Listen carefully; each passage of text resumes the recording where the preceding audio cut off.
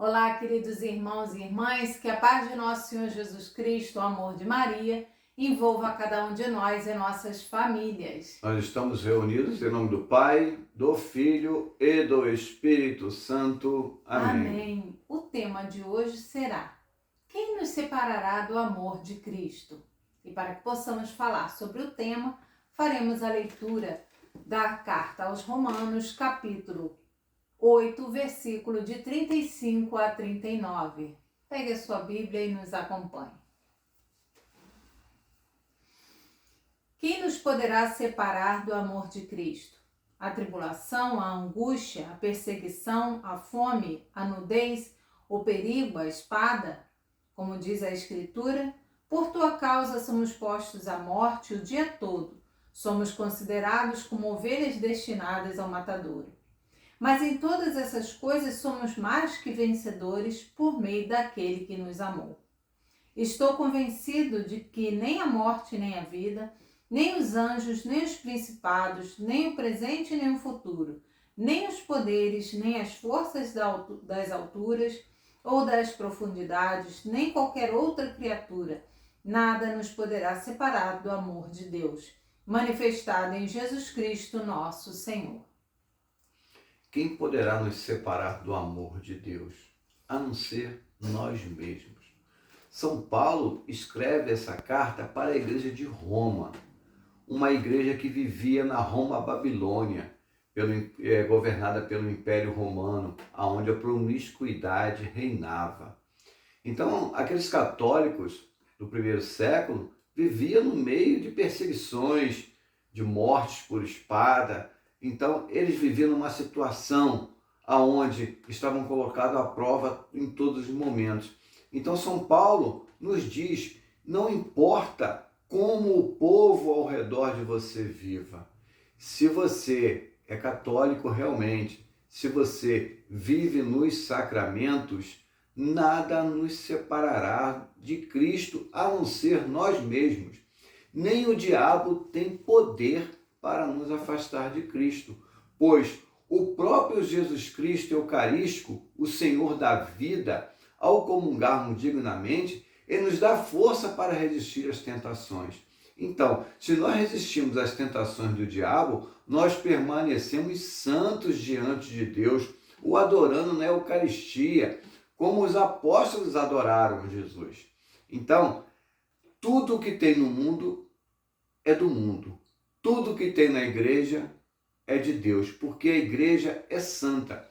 E nós somos os pecadores que vai até Deus clamar misericórdia, piedade. E para isso Jesus nos deixou os sacramentos. Então, se nós nos confessamos dos nossos pecados e nos mantermos santos diante de Deus, nada nos separará do amor de Cristo. Quem nos separa é o pecado. Se renunciamos ao pecado, estamos sempre em Cristo até a vida eterna. Quem é Jesus Cristo? Jesus Cristo é o nosso Redentor e Salvador. Então, ele nunca nos impôs nada de uma forma violenta. Ele sempre nos levou a palavra, sempre nos trouxe a palavra de forma humilde e nos deixou a liberdade de escolha. Então, como o Evandro mesmo disse, quem pode nos separar desse amor? Daquele que nos amou, aquele que é o amor?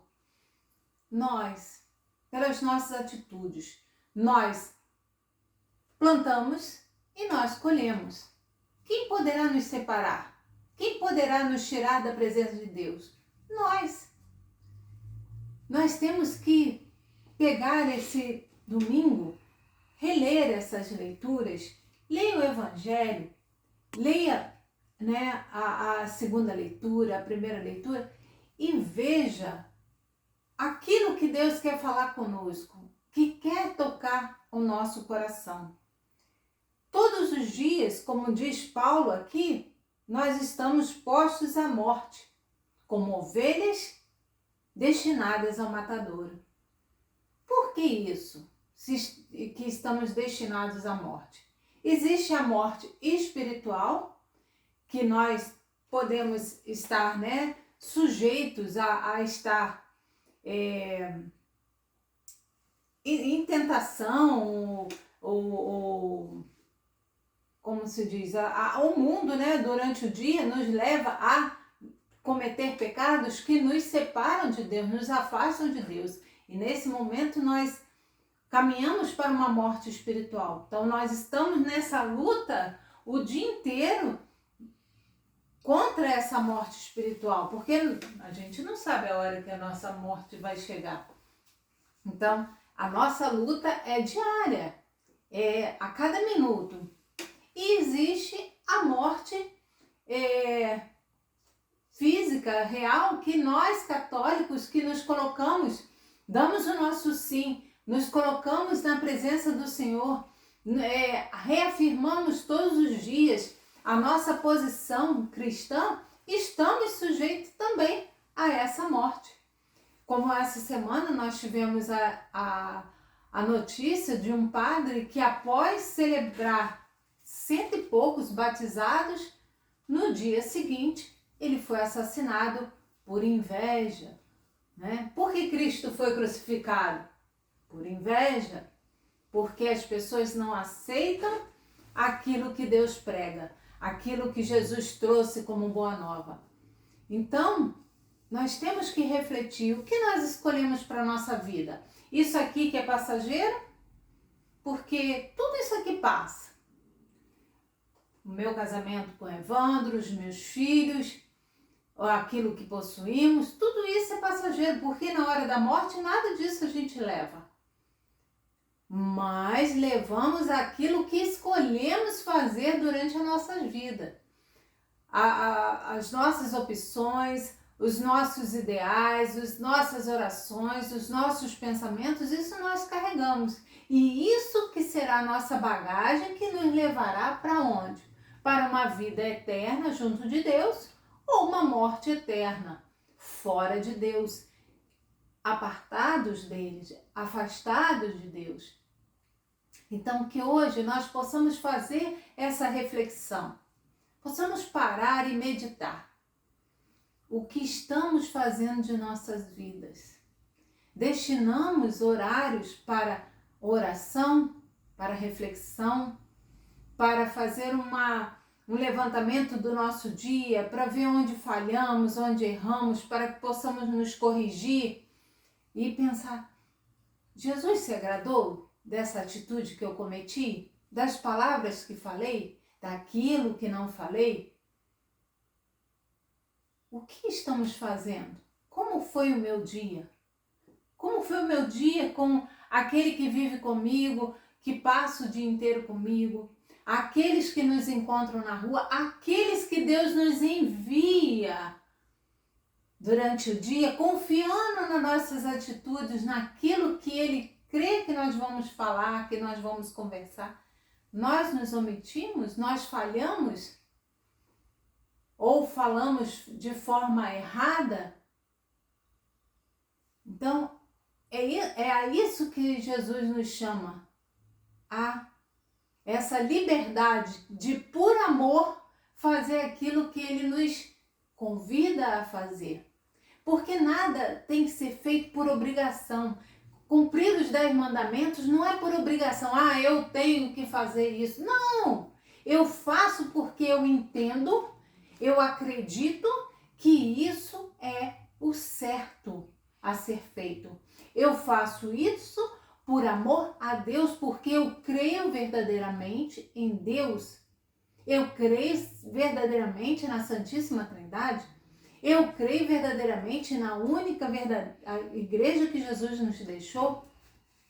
Creio na sua doutrina, creio nos anjos, creio nos santos, creio em tudo. Quando eu tenho essa firmeza de fé, nós não fazemos nada mais por obrigação. Se torna algo muito simples de ser feito. Não se torna pesado, se torna leve, como Jesus disse. E Ele não prometeu?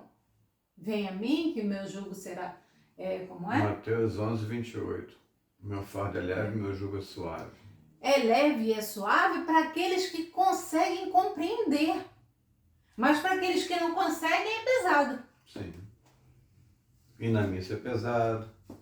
Confessar é pesado, né?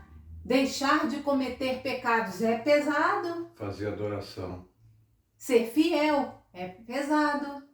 Por quê? Porque não há uma compreensão. Nós temos que compreender, e a gente só consegue compreender as coisas quando nós paramos para analisar, estudar, rezar, meditar aquilo que Jesus nos deixou. Não deixe que o domingo passe em branco. Não deixe que o domingo fique cheio de muito barulho, muitas coisas. Porque eu preciso botar a roupa em dia, eu tenho que lavar roupa, eu tenho que organizar minha casa para a semana que vai começar o trabalho, eu preciso descansar, eu tenho que dormir, eu tenho que ver meus amigos, eu tenho que escutar música. E Deus vai ficando em último lugar. Só deixa para a noite aqueles poucos segundos antes de dormir, que já está muito cansado de tudo que fez, e dorme rezando. E às vezes nem reza. Domingo não foi feito para isso. O domingo foi feito para o Senhor. O Senhor é o rei do domingo.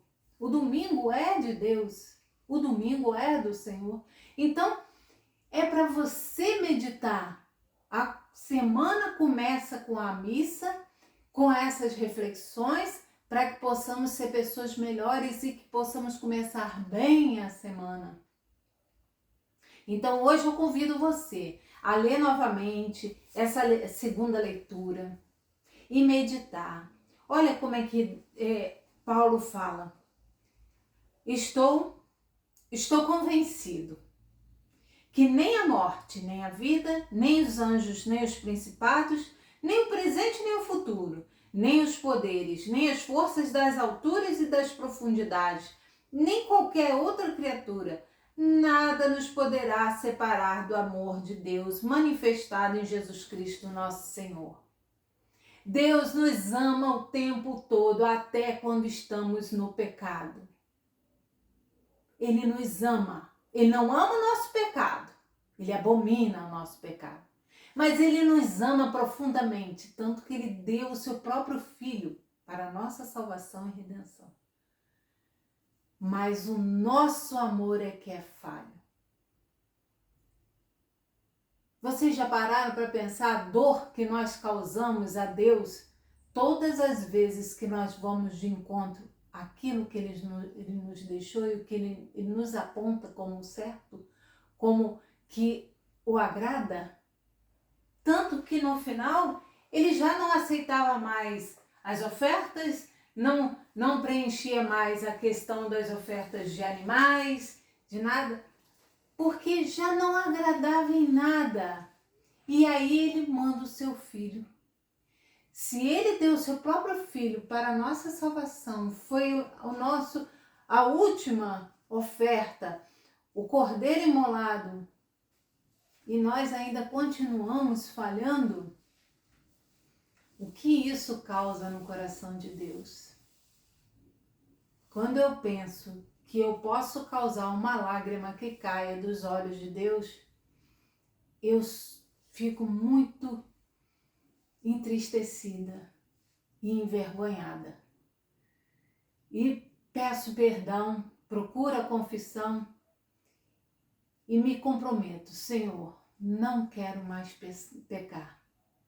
Me fortaleça, Senhor, para que eu possa ser verdadeiramente digna de ser chamada tua filha. Então, que possamos usar, né, o dia de hoje de forma produtiva. Essa misericórdia de Deus vem lá do Antigo Testamento. Na primeira leitura hoje, Isaías nos fala, está com sede? Venha. Está com fome? Venha. É tudo de graça.